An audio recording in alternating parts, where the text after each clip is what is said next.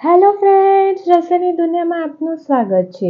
આજે હું તમને એકદમ સરળ રીતે બહાર ફણસાની દુકાનમાં મળે તેવા નમકીન કાજુ બિસ્કિટ બનાવવાની રેસીપી જણાવીશ. આ બિસ્કિટ નાનાથી માંડીને મોટેરા સૌ કોઈને ખૂબ જ પસંદ હોય છે.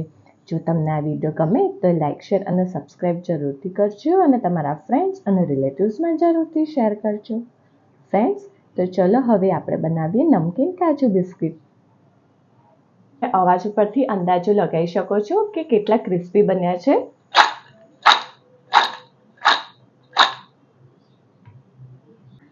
હું તમને તોડીને પણ બતાવું છું કેટલા ક્રિસ્પી બન્યા છે તે.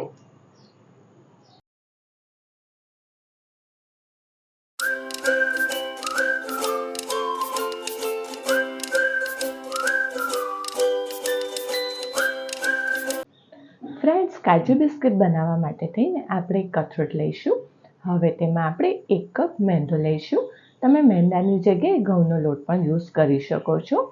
માપ માટે થઈને ગમે તે 1 કપને તમે સેટ કરી દો.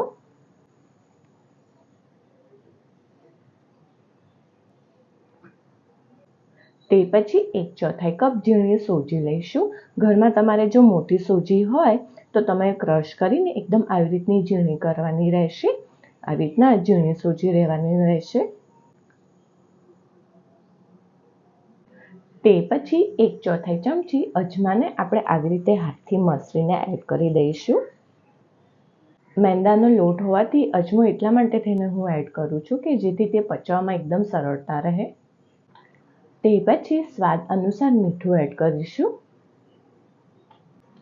1/4 કપ તેલ એડ કરીશું મોણ માટે થઈને.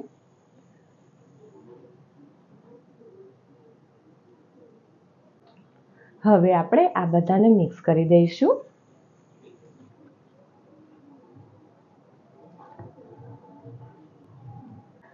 બધું મિક્સ થઈ જાય તે પછી આપણે થોડુંક પાણી એડ કરતા જઈશું અને લોટ બાંધીશું. લોટ આપણે બહુ ઢીલો નહીં અને બહુ કાઠો નહીં તે રીતનો બાંધવાનો રહેશે. લોટ બંધાઈ જાય તે પછી આપણે 1 ચમચી જેટલું તેલ લઈશું અને આપણે આ લોટને તેલવાળો કરી દઈશું.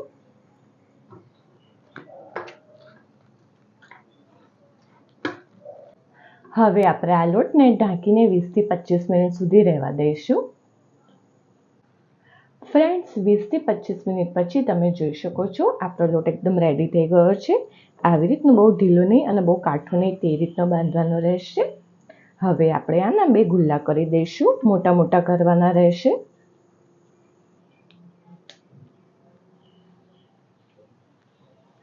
હવે આપણે આને વણીશું.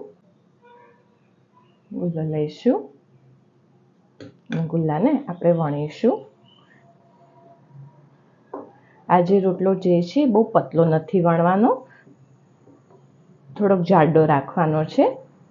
જો તમે જાડો રાખશો તો જ તમારા જે કાજુ બિસ્કિટ છે એકદમ ક્રિસ્પી બનશે. આમાં અટામણનો પણ યુઝ નથી કરવાનો, ડાયરેક્ટ જ તમારે લોટને વણવાનો રહેશે. જો તમારે લોટ ઢીલો થઈ ગયો હોય તો જ તમારે અટામણનો યુઝ કરવાનો રહેશે. તમે જોઈ શકો છો આવી રીતનો જાડો રોટલો રાખવાનો રહેશે. ફ્રેન્ડ્સ, હવે કાજુ બિસ્કિટને શેપ આપવા માટે થઈને આપણે આવી રીતનું પ્લાસ્ટિકનું દવાનું ઢાંકણું લઈશું જે દવાની બોટલ ઉપર આરામથી મળી રહે છે. જો આવી રીતનું પ્લાસ્ટિકનું ઢાંકણું ન હોય તો દવાની બોટલ ઉપરનું જે ઢાંકણું હોય છે નાનું તે લેવાનું રહેશે. ને હવે આપણે આવી રીતના શેપ આપીશું.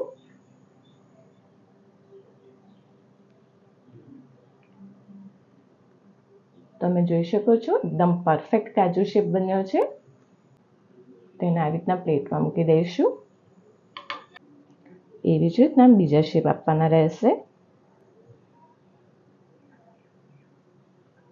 જોઈ શકો છો તમે.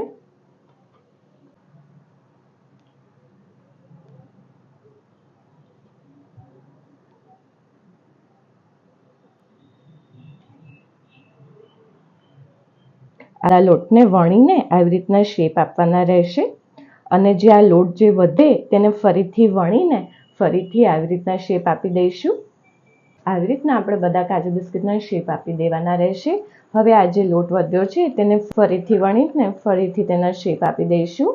ફ્રેન્ડ્સ, તો આપણા બધા કાજુ બિસ્કિટ જે છે તે વણાઈ ગયા છે. હવે આપણે તેને તળીશું. એક કઢાઈમાં આપણે તેલ મૂકીશું, તેને ગરમ થવા દઈશું. આ તેલને આપણે બહુ ગરમ નથી થવા દેવાનું. આવી રીતના આપણે લોટ નાખીએ પછી થોડીક વાર રહીને ઉપર આવે તે રીતનું આપણે તેલ ગરમ કરવાનું રહેશે. આવી રીતનું. હવે આપણે તેને બહાર કાઢી લઈશું. હવે આપણે ગેસને એકદમ ધીમો કરી દઈશું અને આજે આપણે બિસ્કિટ જે વણ્યા તે એડ કરી દઈશું.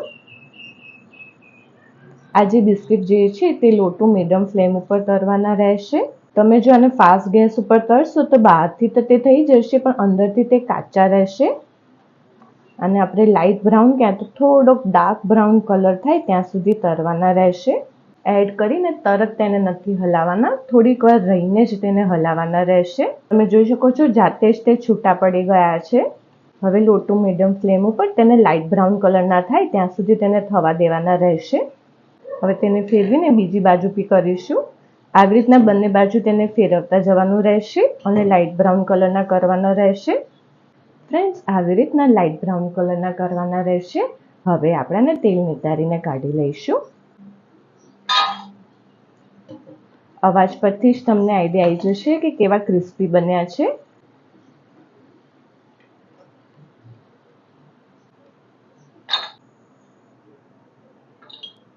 આવી જ રીતના બીજા બધા કરવાના રહેશે. હું તમને બીજો પણ કરીને બતાવું છું.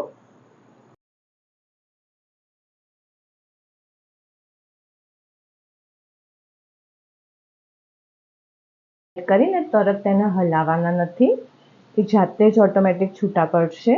હવે આને બંને બાજુ બ્રાઉન કલરના કરવાના રહેશે.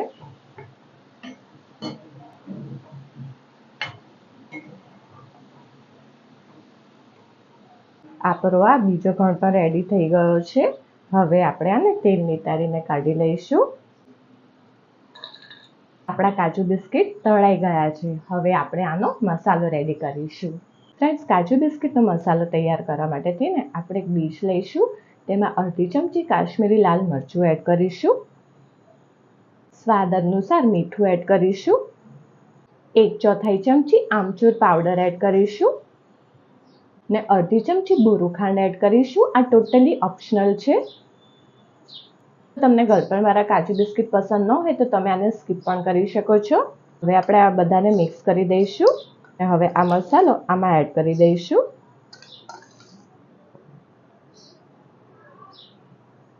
આપણે જે બિસ્કિટ તળેલા તે વખતે જે તેલ ગરમ થયેલું હોય મેં તે જ તેલ એડ કરેલું છે. હવે આપણે આને મિક્સ કરી દઈશું. મસ્ત કાજુ બિસ્કિટ રેડી થઈ ગયા છે. હવે આપણે આને સર્વિંગ પ્લેટમાં સર્વ કરી દઈશું.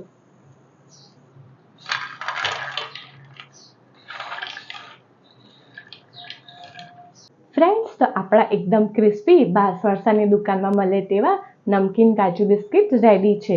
તમે જોઈ શકો છો એકદમ બહાર જેવા દેખાય છે. શેપ પણ એકદમ બહાર જેવો છે. આ રેસીપીથી તમે નમકીન કાજુ બિસ્કિટ બનાવશો તો એક વખત નહીં વારંવાર ખાવાની ઈચ્છા થશે તેવા બનશે. જો તમને આ રેસીપી ગમી હોય તો મારા વિડીયોના કમેન્ટ સેક્શનમાં જરૂરથી કમેન્ટ કરજો. તમે અવાજ ઉપરથી અંદાજો લગાવી શકો છો કે કેટલા ક્રિસ્પી બન્યા છે.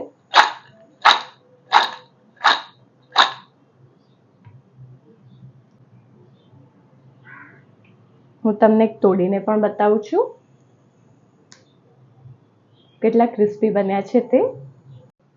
જો તમને આ વિડીયો પસંદ આવ્યો હોય તો સબસ્ક્રાઇબની જોડે બેલ આઇકોન ઉપર ઓલ બટન દબાવજો જેથી મારા બધા નવા વિડીયો તમને મળતા રહે.